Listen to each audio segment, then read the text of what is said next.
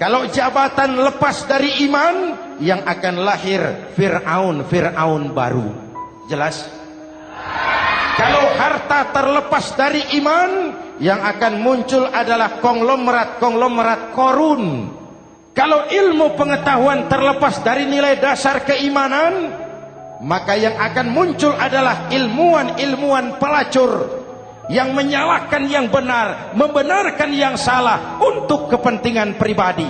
Dan kondisi seperti itu tidak akan membuat kita makin sehat.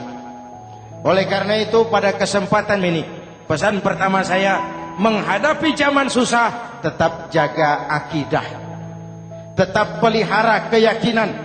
Kesulitan bukan untuk ditakuti, untuk diatasi. Hidup adalah kerja keras, bukan keajaiban. Perubahan tidak akan datang hanya dengan simsalabim abragadabra. Perubahan tidak akan muncul hanya dengan berandai-andai. Perubahan tidak akan turun dari langit seperti turunnya embun di waktu malam. Perubahan adalah kerja keras, sehingga Al-Quran membimbing kita, innallaha la yughayyiru ma biqaumin hatta yughayyiru ma bi anfusihim. Allah tidak akan mengubah keadaan suatu bangsa kalau mereka tidak mau mengubah apa yang ada di dalam diri mereka. Yang ada di dalam diri itu rule of thinking, state of mind, cara kita berpikir, cara kita memandang kehidupan, cara kita mengatasi persoalan.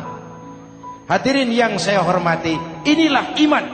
Berangkat dari ini kita menyadari, ini ujian buat kita rakyat. Dan kita rakyat Indonesia ini kalau sama susah sih sudah kenyang.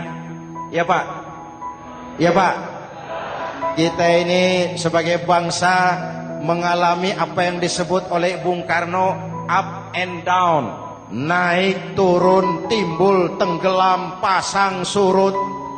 350 tahun dijajah oleh Belanda, kita susah. Berangkat Belanda masuk Jepang, susah lagi. Pergi Jepang, datang nikah, susah lagi.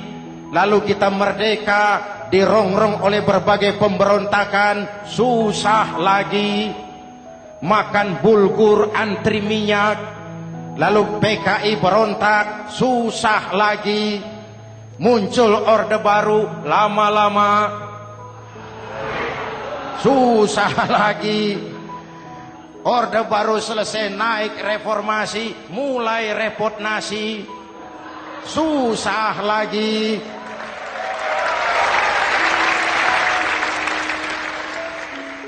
Kalau susah kita ini sudah akrab, sudah intim. Mestinya kalau sudah susah seperti itu, jangan salah sikap menyikapi kesusahan. Jangan sampai kita potong kompas, ambil jalan pintas, terjebak menghalalkan segala cara. Itu tidak akan menguntungkan, itu tidak akan menyelesaikan. Kalaupun selesai, nampaknya penyelesaian sesaat, dan penyelesaian sesaat bukan penyelesaian yang sebenarnya. Karena itu tetaplah dalam koridor keimanan. Boleh zaman berubah, akidah jangan sampai goyah. Silahkan masa berganti, tapi keyakinan jangan mati. Sekali la ilaha illallah, sampai tetes darah paling penghabisan, tetap la ilaha illallah. Sanggup? 3 orang. Sanggup? 21. Sanggup? Kalau sanggup kita harus konsekuen. Saudara-saudara di seluruh tanah air, misi yang kedua dari Islam setelah membebaskan manusia dari kemusyrikan, membebaskan manusia dari ras diskriminasi, mengikat manusia dengan tali akidah. Sebelum Islam datang, manusia dibedakan oleh warna kulit, manusia dibedakan oleh faktor keturunan, manusia dibedakan oleh faktor harta dan benda. Adalah Rasul yang mengajarkan, innallaha la yanzuru ila suwarikum wala ila amwalikum walakin yanzuru ila qulubikum wa a'malikum. Allah tidak melihat potonganmu, Allah tidak melihat hartamu. Yang Allah lihat itu adalah hatimu dan amal perbuatanmu.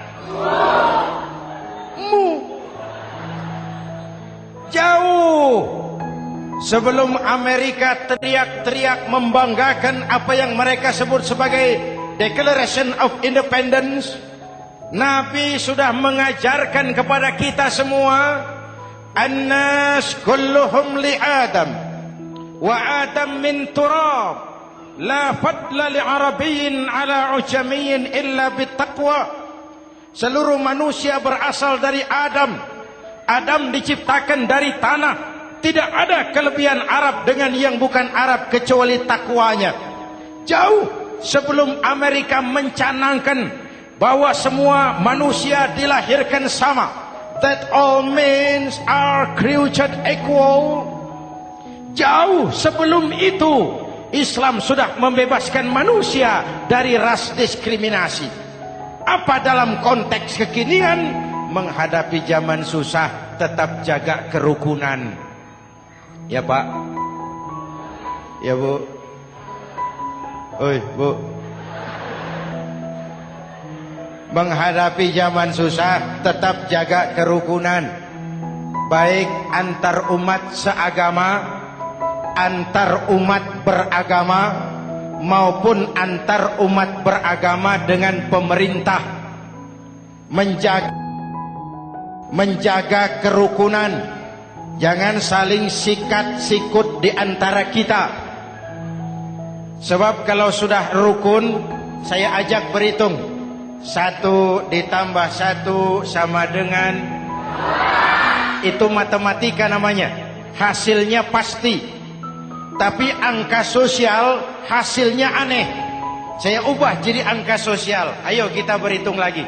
1 orang takut ditambah 1 orang takut sama dengan 2 orang setengah berani.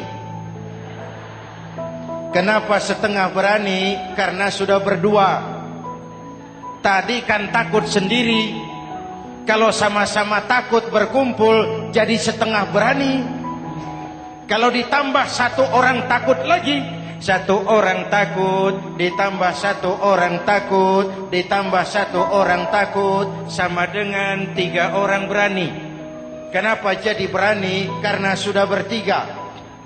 Kita yang lemah, kita yang marginal, kita yang dikucilkan, bahkan kita yang dilecehkan, kalau mau rukun kita akan kuat dan tidak bakal dipermainkan orang.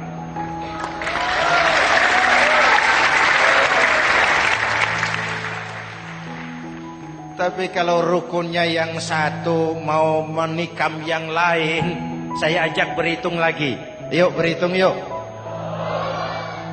1 ekor ayam ditambah 1 ekor musang sama dengan 1 ekor musang. Kemana ayamnya? Dimakan musang. Betul nggak nih hitungan? Ayo kita hitung lagi. 1 ekor ayam ditambah 1 ekor musang sama dengan 1 ekor musang. Kemana ayamnya? Dimakan musang. Jadi kalau kita suka kumpul dengan orang yang mau makan kita, selesailah kita.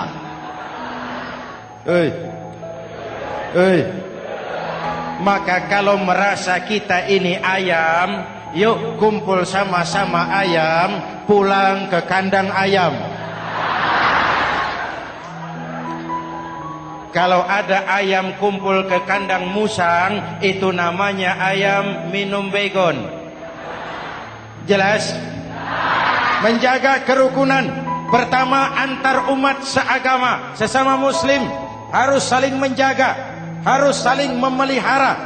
Baik dia muslim yang jadi kapolri, baik dia muslim yang jadi kasat, baik dia muslim yang jadi pengusaha, baik dia muslim yang jadi petani, nelayan, guru, semua komit menjaga semangat kebersamaan rukun antar umat seagama.